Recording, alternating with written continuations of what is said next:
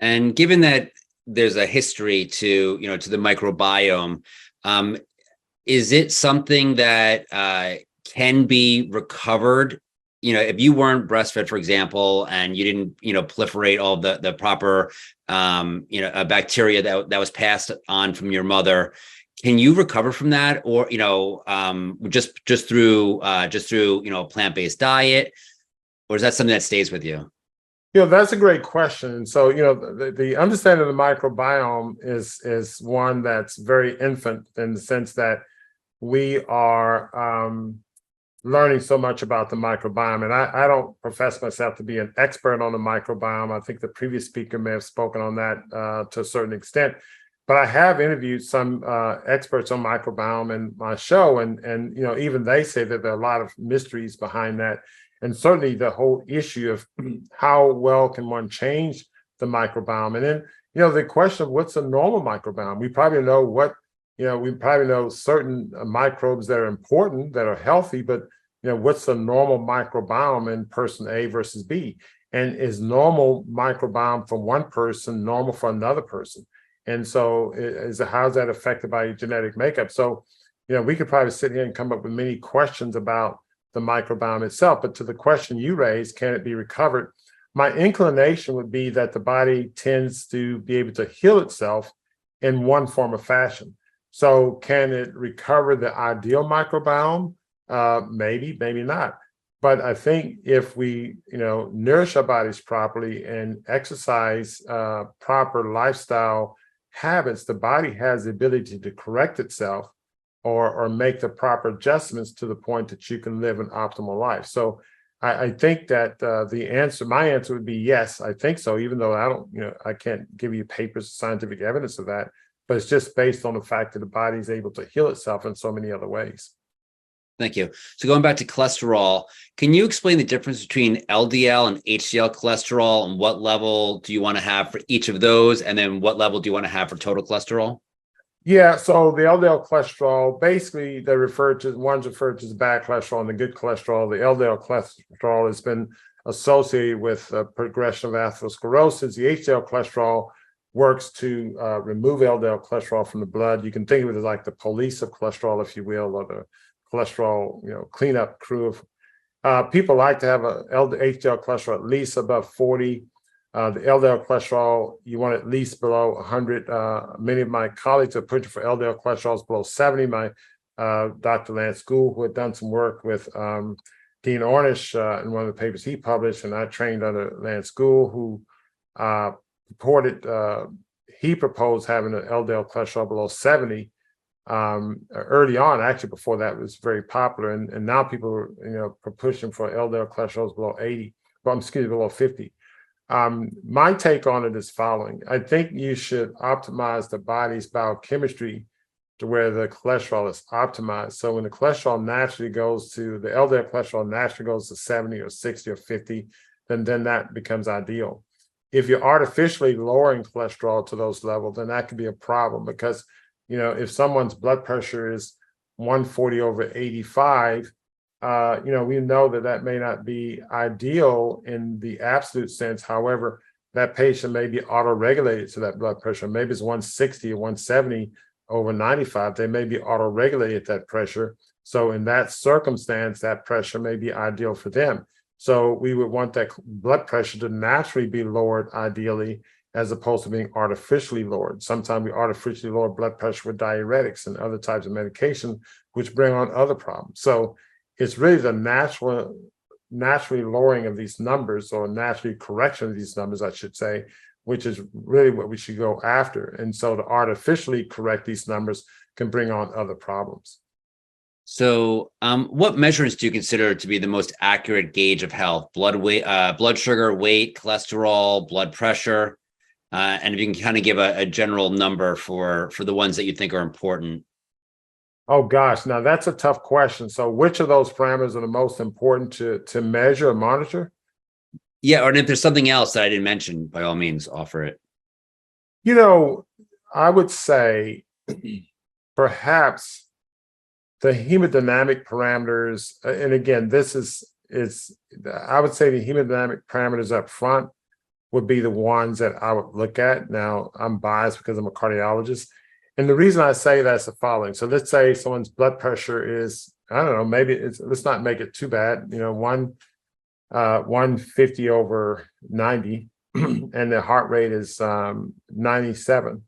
And let's say that's the average heart rate they get between 97 and 100 beats per minute, and blood pressure 145. That person, I would say, is hemodynamically compromised.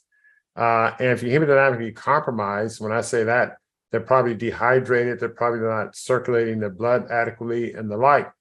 And so that's the vital sign I would look at. And that person could be in shock. They could be in, early cardiogenic shock or the like. So if I see someone coming in with that blood pressure, I would want to do that. I want to hydrate them, or do something else to improve their hemodynamics. If the heart rate's 120, they could be, they could have an infection or, be anemic. So the hemodynamic numbers are what catch my attention. Now, partly because I'm a cardiologist and I think of those numbers all the time, but I think those are numbers that may show someone who's more in acute distress, even if it's sort of a mild, early form of acute distress. So I look at those things first and foremost. The biological biomarkers, the biochemistry, is something that tends to change over time. Blood sugar being an exception, meaning that it can go up or down very quickly in an acute distress situation. So that number is something that we check urgently. But I would say the blood pressure and heart rate, the hemodynamic numbers, would be the one that I would look at more acutely. I'll say that. Right. I'm going to have Debbie ask a question. Where are you from, Debbie? And what's your question? Hi. Yeah, it's Debbie from Duxbury, Massachusetts. I just wanted to ask you, Doctor, about your thoughts on that small, like half baby aspirin thing that kind of got prescribed to some of us like decades ago and said at a certain age, you do this and that. And then, to be honest with you, after listening to this conference 2 years in a row, last year I went into my PCP, my what is it called? My primary doctor, primary care physician, and who was a cardiologist, by the way. And I just kind of said, do I have to take this? And he goes, no, I guess not. It looks like studies are this. I don't know, so loud, And I just said, okay, well, I'm not taking it anymore. And the two things I guess that shocked me is that as a cardiologist and my physician, like why he didn't maybe question like why I was even on it in the first place. And if things had changed, why it took me off. He didn't take me off. I kind of took myself off. But I just wondered if you still prescribe that for some people, or, it was just prescribed for me as you're a certain age, this is what we do, take it. And I never questioned anybody. But then I just said, I don't think I need this. Yeah, it's one of those unfortunate things because nobody's questioning anybody. It's almost like we're zombies walking around. Here, take this. Here, take this. Here, take this. And I can identify, and I'm not pointing fingers because the first finger comes at me because I was certainly in that realm, and I'm going through this mindset change as well. But there's been some data showing aspirin being helpful in men after heart attacks and the like. There's some benefit. You can argue aspirin has some anti-inflammatory benefits, so there's some theoretical benefit there. But by and large, just taking a baby aspirin, again, there's always a flip side to taking a prescription medication. And so, you can have ulcers or other problems. And so it's really something that, we don't often look at the flip side. And many of the studies we are exposed to in medicine, maybe look at a 2 to 3 year period of time, a certain group of patients, and we find the outcome we want, and we hurry up and get the medication published. However, we don't look at the long-term outcomes. And so I remember that when the Vioxx issue came out, and I was one of an army of expert cardiologists reading some of the data, preparing to testify, regarding the increased risk of heart attack with Vioxx. When we were looking at all of that data, I saw also there was data on drugs like ibuprofen. Now, these drugs had long been, lost their patents, but there was data on ibuprofen showing increased, cardiac events. So it was a COX-1 inhibitor, a COX-2 inhibitor. We saw increased risk of heart attack, and nobody raised it, and it wasn't going to be raised. It was a generic drug. But the point I'm making is simply this: when we come up with these studies, we don't look at the long-term adverse effects of these medications in a broader group of people. We take one study in one population, then we extrapolate it to the world and say, everybody take this. And then it becomes part of the dogma. And the doctors are just saying, okay, here, take this, here, take this, here, take this. And no one questions anything. And so there's an unfortunate, situation we're in, but that's sort of the state of healthcare. Okay, what are the results that you've seen with lifestyle medicine? Does it always work when someone follows it as you prescribe it? And what are the limitations of lifestyle medicine? That's a great question. And so the answer is pretty much yes. It always works from the standpoint is that it gets the person in a better condition than it would be otherwise. So if that's your definition of it working, it's 100% when it's followed. However, we've been challenged with patients with severe illnesses, severe, patient with, amyloid cardiomyopathy and some other patients with severe problems. But we've had to introduce some of these other advanced integrative therapies to really help accelerate their overall well-being. We live in a very toxic environment. Individuals are exposed to toxic metals, other types of chemicals that are having an adverse effect on their biochemistry, their hormone balance, and the like.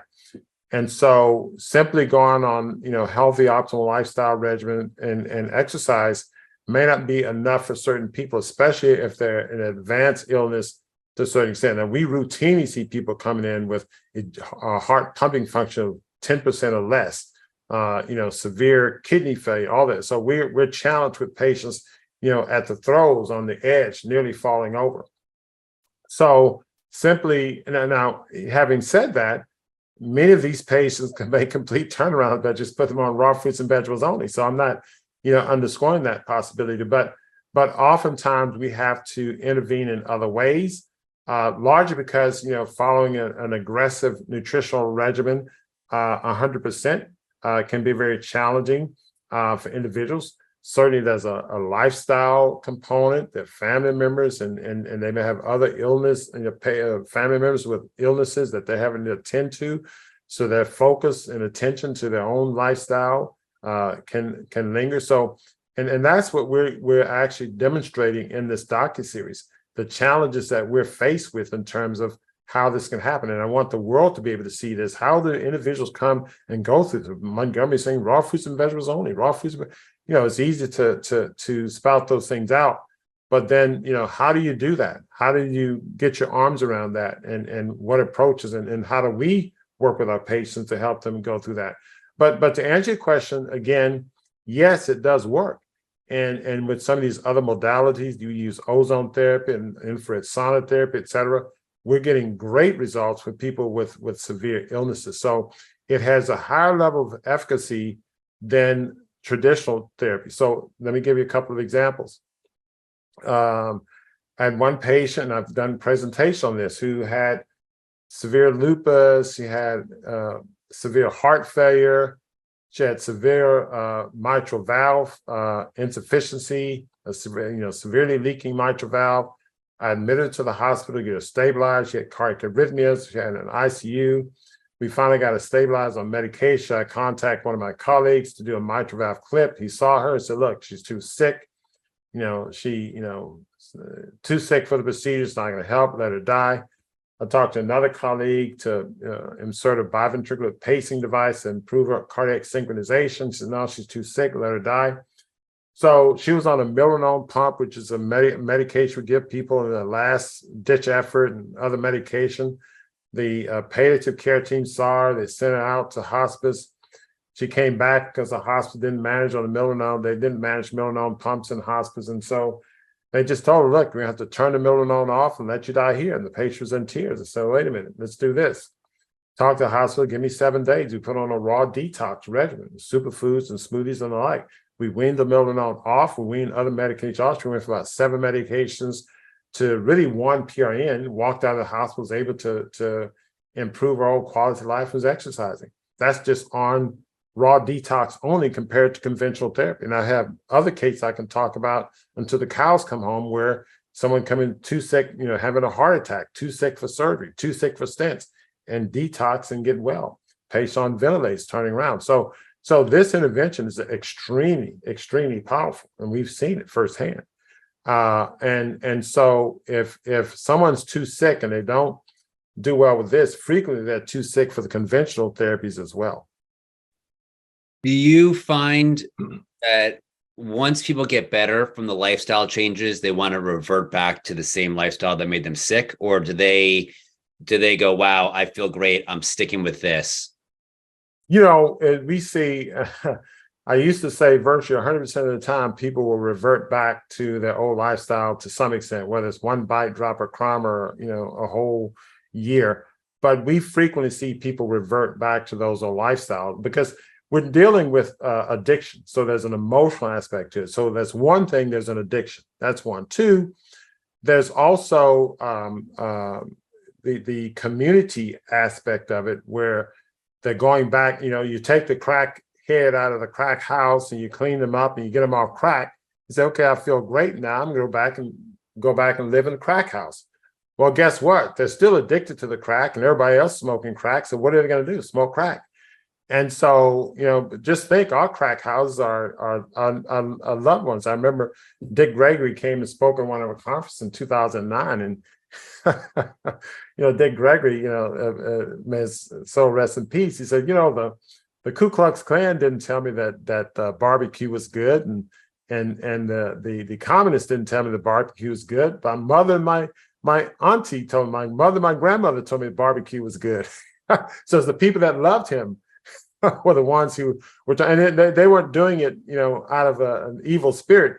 But the point is that the people that we love are the ones that were here. You can have just one piece. Oh, it's just my birthday. It's your birthday. Why not have just one bite?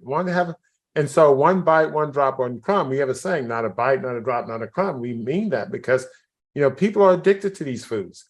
And one bite, one drop, one crumb drives you into this whole arena of eating these foods. And so people who are well-meaning actually revert back to the old ways for a lot of reasons. And those are just some of them. Thank you for that. We're going to go to Brenda. Brenda, please unmute yourself and tell us where you're from and ask your question. Thank you, Dr. Montgomery. I'm from Tampa. I was wondering the significance or your interpretation of HDL cholesterol of 90 to 100 in the American laboratory system. I'm sorry, so repeat that. I'm sorry, can you hear me better? Yes. Sure. I'm from Tampa, thank you. I was wondering the significance or your interpretation of an HDL cholesterol of 90 to 100 in the American laboratory system. Yeah, so the high HDL cholesterol, is that correct? So interpretation, I don't pay a lot of attention to HDL cholesterol, and there's not a lot of data on a high cholesterol being protected, even though theoretically it should be. And people talk about a high HDL cholesterol. When I look at someone's cholesterol panel, if the LDL cholesterol is high, then I say, well, we need to get your condition, optimized to where your LDL cholesterol comes down, regardless of what the HDL cholesterol is.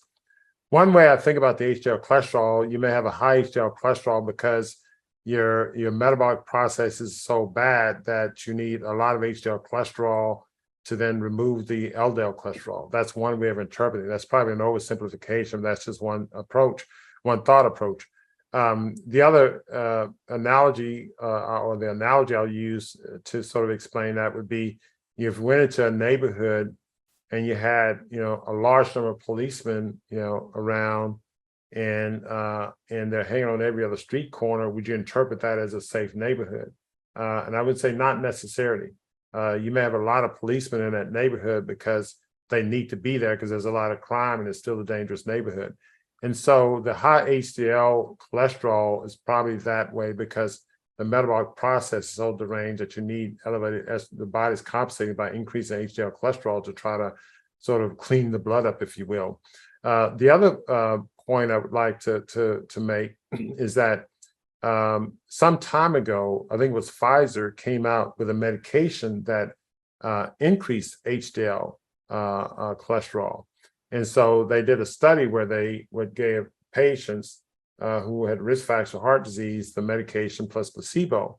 So, and the question was, could we, have a positive impact on morbidity and mortality by increasing HDL cholesterol pharmacologically? And what the study showed is that the people who were taking the drug that increased HDL cholesterol, there was a greater amount of death in that group than in placebo, and they had to stop the trial early. And no one since has tried to come out with a medication to increase HDL cholesterol. And so I say that to say that I don't think we have a lot of information that supports an elevated HDL cholesterol as being protective. We certainly have one study that shows that if you try to falsely elevate HDL cholesterol, you're not going to have a positive outcome. You're going to have a negative outcome. Now, of course, the adverse effects of that molecule probably had more to do with it than just the fact you were elevating HDL cholesterol. But I'll say that we don't have a lot of data on elevated HDL cholesterol. I don't pay a lot of attention to it.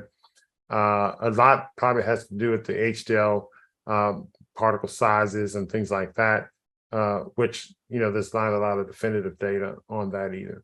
But I don't pay attention to an elevated HDL cholesterol too much, other than to say that it's just part of a metabolic imbalance. Thank you. And just real briefly, did that patient that came to you with 10%, that 10% left of her heart function, and that was basically told that was too sick for hospice, is she still alive? No, she did well for about 4 months, but then reverted back to her eating habits and eventually died. And again, that's a real life story. So we got her to where she was exercising, doing very well. And that's why we've designed our practice the way we have community online support groups. We have, we have a restaurant and grocery store inside of our facility. We're building, a grounds where a retreat, people can go on the retreat. So we're building a facility where we can really help people maintain the lifestyle by having an optimal lifestyle home that they come to and rejuvenate their mindset with other people who are like-minded, who are eating this way or sticking with it, because when they go home, they don't have that support.